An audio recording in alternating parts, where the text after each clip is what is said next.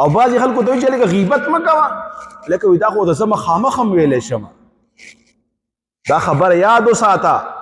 غیبت وایي دې ته چې یو مسلمان سپکه بیانې او هغه کې وي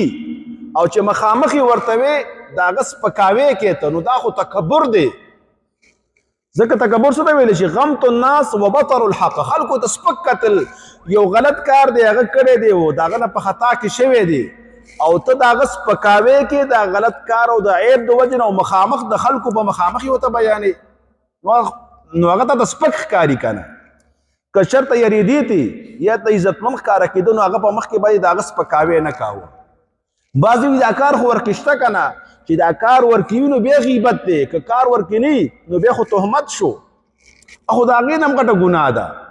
نو غیبت کول ګناه ده مخامخ چې کې هغه نور هم ګناه ده دا بیا تکبر کې راځي او چې ورکي